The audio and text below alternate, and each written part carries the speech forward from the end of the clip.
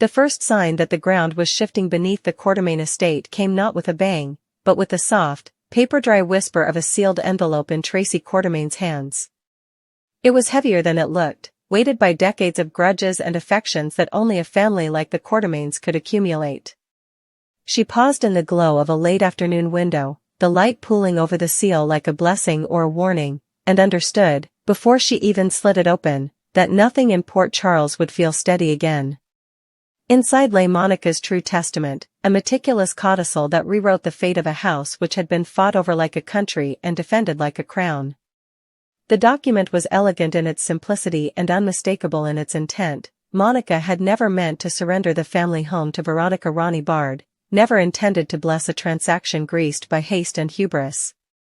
With each line, Tracy felt the fog of recent months, the bluster, the performative victories, the legal threats that tasted like smoke, begin to thin. The estate had always been more than timber and title, it was a moral ledger, and Monica's hand, even in absence, had moved the sum back to where it belonged. News like that did not wait politely to be delivered. Tracy moved with speed she would later deny she possessed, cutting through the city like a knife searching for its sheath. While tires hissed over wet pavement, her thoughts refined into purpose. She catalogued the players with the cold precision of a strategist who had lost games and learned from every loss. Drew Kane had strutted too comfortably in borrowed certainty, Martin Gray had twisted caution into leverage and called it counsel, Ronnie had floated between bravado and disbelief, a woman who believed in second chances because first chances had been stolen from her. At the far end of that chain reaction lay the house, the trajectory of a dynasty reduced to signatures and a notary stamp. Tracy kept one hand on the wheel and another on certainty. The will was real. The will was final. The will would not be ignored. At the mansion, the air was overscented with polish and performance. Drew had arranged the room like a stage for a tidy execution, a desk at the center with papers squared to the edge, a pen aligned like a direction of travel. Martin stood nearby, the smile of a man who understood that the law is a river and he merely needed to chart its bends. Ronnie hovered with a half-broken poise, her fingers hovering over the glossy surface as if it were hot. She had not built this moment, and in some private recess she knew the truth, that when the world deposits power in your hands, it does so to watch what trembles. Drew pressed, Martin framed, and the old house listened. Portraits regarded the scene with their lacquered, ghostly patience. Someone had opened a window, the curtains ticked against the sill like a nervous habit. The pen waited. The clock on the mantel allocated seconds without mercy. It was Outback who broke the spell, Outback, the most undignified and therefore most honest soul in the room. The dog had never respected paper, the false solidity of it, the bluffing weight of contracts. He careened in with the casual sovereignty of a creature who had never signed away anything, snatched the sheaf from the desk in a single efficient theft, and thundered toward the hall as if retrieving a fallen banner from enemy lines. In that instant, an entire legal architecture dissolved into farce. Martin lunged, Drew shouted, Ronnie startled into laughter that sounded a shade too close to relief. Even Michael, who had held himself apart like a neutral witness to a family's civil war, grinned despite himself as the chase commenced.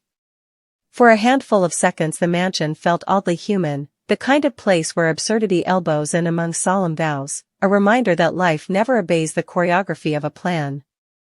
But the joke, like all good ones, revealed a deeper truth. The paper had never been the power. The power was in who would keep running when the paper disappeared. They recovered the pages, creased now, wearing tooth marks like a set of unexpected signatures. Drew tried to reset the tableau, but it had lost the clean edges he preferred. Everything, including his voice, felt a little frayed. He pushed Ronnie toward the pen again, promised that this final stroke would absolve her of tangled Quartermain history, offered the mirage of peace that comes from walking away.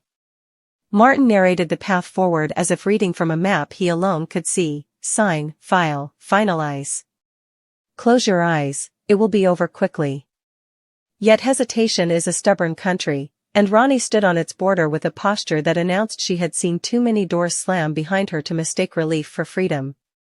Michael watched her in profile and wondered if the entire town had learned to confuse speed with courage. Tracy arrived exactly when the house seemed to inhale. She stepped through the threshold as if the wood had remembered her weight and relaxed into it, and in that quiet, the room found its center again. She did not raise her voice, she did not need to. In her hand was the envelope whose gravity had pulled her across town. It was the kind of paper that makes other paper irrelevant, an original testament whose ink transformed bluster into background noise. The sight of it broke Drew's posture like a typhoon rebuking scaffolding. Martin's smile downgraded into a calculation of risks. Ronnie, to her credit, did not flinch. She recognized when a story turned and what kind of grace it took to stand still and let it. Tracy placed the document on the desk with the same care Monica must have imagined when she signed it, and in that placement announced both a correction and a benediction. The codicil did not argue, it asserted. Monica's intent stood up in the room and declined to be misinterpreted. The house was not a commodity, it was a guardianship. She had named its guardian. What followed had the rhythm of a ritual. Martin wanted to speak and found the law already speaking louder. Drew tried to pivot, to frame the revelation as a negotiable complication rather than the foundation stone it was, but spin requires traction and the will offered none. Michael took control of the temperature before it climbed into destructiveness. He asked for calm with a measured authority that acknowledged both blood and burden. The portraits seemed to lean in closer. Outback sat, finally, as if aware he had already performed the day's most useful service. Ronnie closed her eyes for one private second, then opened them and looked squarely at Tracy, not as a rival but as someone who had, for a time, wandered onto a stage where the script was never written for her. When she spoke, it was to ask for proof, not because she doubted the inevitable, but because dignity insists upon form. Tracy obliged, laying out the dates, the signatures, the witnesses, the chain of custody that binds ink to intention. The facts did not thunder. They simply accumulated until denial had no chair left to sit on. In the aftermath there was no triumphal music, only the granular work of restoring order. Tracy called for copies, for counsel, for a methodical unwinding of the improvised agreements that had tried to make a home behave like an asset class. She ordered tea, absurdly, and its steam rose like a small flag of civilization.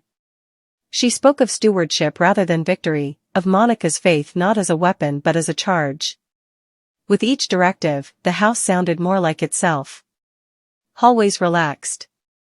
Rooms resumed their long conversation with memory.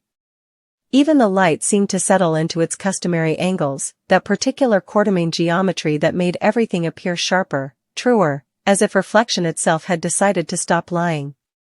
Drew stood in that repaired brightness like a man discovering the difference between momentum and purpose. Everything he had done for weeks made sense when he described it from the inside, the rationalizations that pass for duty, the intoxicating hum of a plan too clean to be threatened by conscience. But the spell had broken, and with it the ability to pretend that the home was a trophy instead of a trust. He did not apologize, he did something braver in a town that feeds on public theater, he went quiet.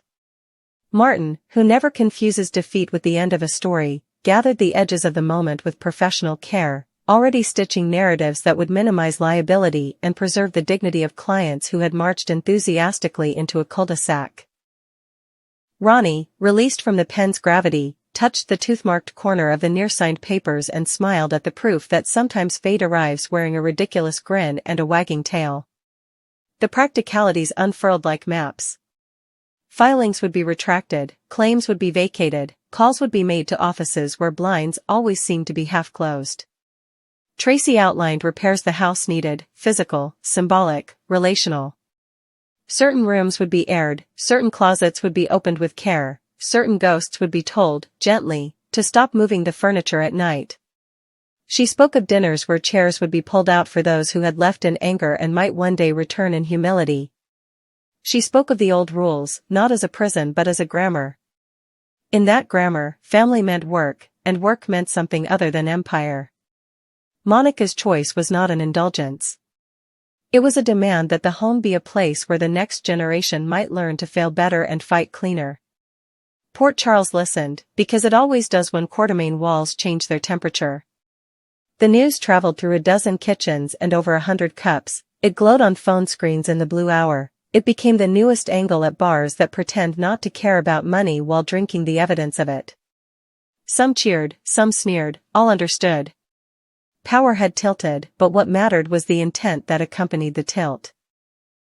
The city respects a crown only when it sits easily on a head that remembers why the weight exists. Tracy walked the corridors that evening and felt the crown as a yoke and a privilege, both. She paused at the base of the grand staircase and placed a hand on the banister smoothed by generations, and made a private promise not to let the house grow loud with people who loved the idea of it more than the work of it. It would be satisfying to say that this was the end of the struggle, that a single document can shoo away the appetites that stalk every legacy. But houses like this are magnets for unfinished business, and people like the Quartermaines are never done negotiating with the past. Drew would have to decide whether to be made small by a correction or expanded by it. Martin would have to choose when the cleverness that keeps a client afloat becomes the current that drags them under. Ronnie, now free to step away, would be haunted by the near miss of a life she almost agreed to inhabit and might yet find a better doorway that opened because she waited long enough to demand the right key. Michael would continue to translate between generations that pronounce the same names differently. And Tracy would sit at Monica's old desk with a pen of her own, signing not a deed but a daily pledge to endure the call-and-response between legacy and change. Night thickened around the mansion, and the house, newly anchored, began again to hum at its old frequency. Somewhere in the library a log hissed and shifted, as if turning over to present a better face to the flame. Out back, absolved of his crimes and decorated for his service, slept with his chin on the shoe of the person who had most needed rescuing from herself. In the blue-black quiet, a portrait seemed to acquire a smile it had not worn in years. The will lay in a safe that had held love letters and war bonds, the ink hardly dry and already inevitable. The future, imperfect, loud, untidy, leaned against the windows and peered in, daring the house to claim it. Tracy looked back without flinching. She had not won a prize. She had inherited a task. And if there was any justice in Port Charles, it was this, that the work worthy of a queen never ends, and that the crown, when worn properly, is merely the shape of a hand steadying a home that intends to outlast them all.